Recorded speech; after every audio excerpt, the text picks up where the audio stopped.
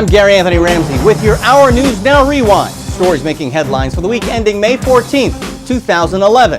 Our top stories include: 2 African men are arrested in New York in an alleged plot to blow up a synagogue. Thousands flee the rain and rising waters of the Mississippi River. Parents of a D.C. woman say police won't search for their daughter because she's black and poor. A new study reveals progress in preventing the spread of HIV. The first African American to race at the Indy 500 starts his own black racing team. And the first black woman to become an air traffic controller passes away. Investigators are questioning 2 men arrested in an alleged terror plot targeting New York City. But New York City police say they do not believe the pair are tied to Al-Qaeda or that group's slain leader, Osama bin Laden. The men were caught in a sting in which the pair bought weapons and a grenade. The 2 men told undercover officers they were interested in targeting a New York City synagogue, but did not specify which one they might attack. Ahmad Farhani and Mohammed Mehdi Mamdouh, after Farhani purchased 2 Browning .380 semi-automatic pistols and a Smith & Wesson handgun, ammunition, and a hand grenade in an undercover operation that culminated with his arrest at 58th Street near 12th Avenue. The men will face state charges as the FBI was not involved in this investigation or arrest. Thousands are still fleeing the rising waters of the Mississippi River as rain continues to create a threat to homes and lives in the Delta. The city of Memphis and other outlying counties have been declared disaster areas. Residents of Louisiana, Mississippi, and Tennessee have seen record levels of rainfall in the last week. This is much water I've seen on this river in 60 years, because I'm 60 years old, and I've never seen the river this high. President Obama will meet with some displaced residents from the area when he visits the region in the coming week. In the nation's capital, the parents of a missing D.C. woman say that police have a very good idea where their missing daughter's body might be, but that investigators will not dig to find it. Letitia Frazier is presumed dead after the arrest of several men who claim they killed her over a debt. The 18-year-old is believed to be in the Richmond, Virginia garbage dump. Police say attempting to find her body there would be too expensive. Her parents say that's a double standard, since those same cops spent money and weeks looking for intern Chandra Levy in 2001. The political world and in the big world of, politics and everything, and then you have the Letitia Fraziers that's in the Bufars and McDonald's or working the Metro or doing the blue-collar workers, the blue-collar people. Investigators reject the comparison, but say the risks involved outweigh the actual chances of recovering the body that could be 80 feet below the surface of the dump. Well, billionaire and reality star Donald Trump is using his popular show to defend allegations of racism.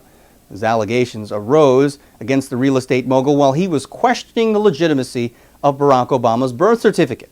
In a telephone interview with Fox News, the Donald said the fact that a black man won his show, The Apprentice, several years ago shows that he's not a racist.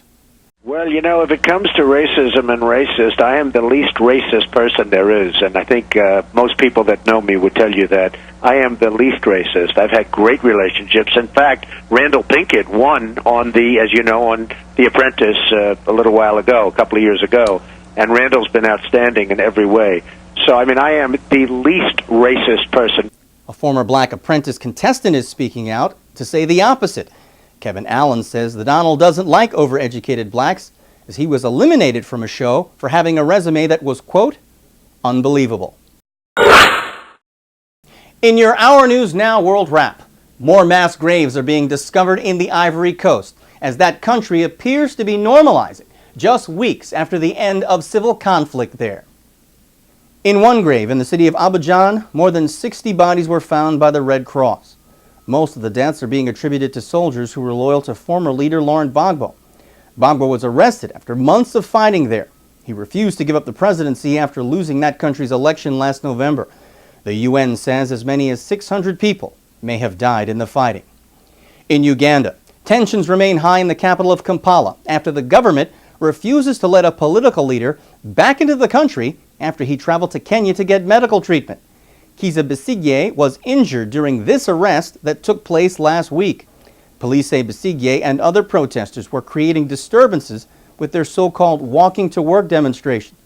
Besigye, who lost the election in Uganda by 22%, is still seen as the strongest political threat to the rule of the current president, Yoweri Museveni.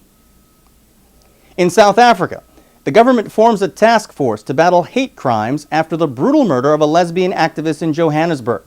Nokuzola Magwaza was stabbed and stoned after being the victim of what is described as corrective rape, where men attack lesbians to turn them straight or punish them.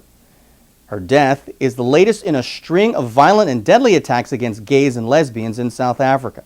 These rights, including sexual orientation, is a right that is constitutionally guaranteed. So no single individual has an authority, to come and prescribe to the next person as to what their sexual orientation must be.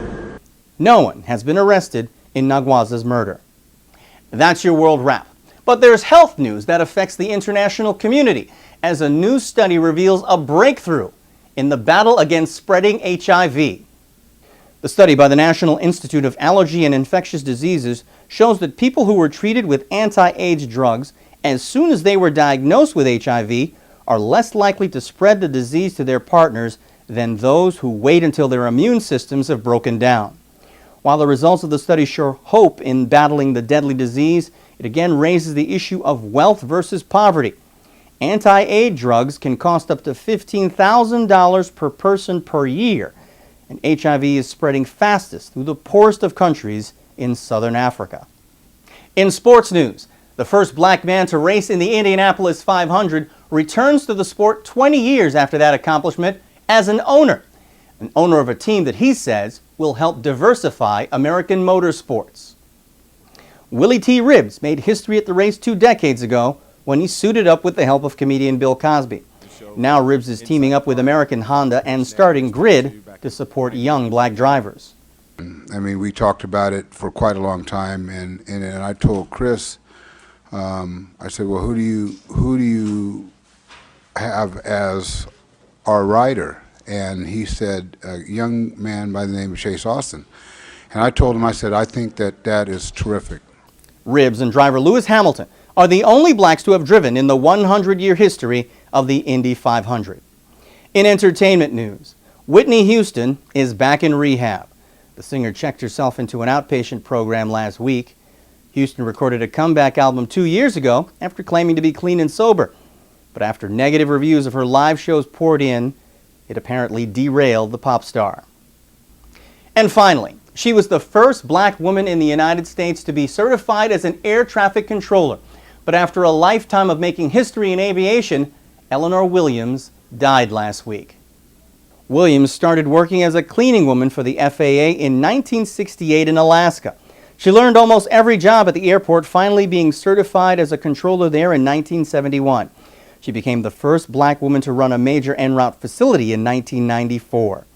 Eleanor Williams was 73. For a complete check of any of the stories you've seen on The Rewind, remember, as always, go to the bottom of the webpage, find the link of the story you'd like to see, and click your way through. That's your Our News Now Rewind for this week. I'm Gary Anthony Ramsey.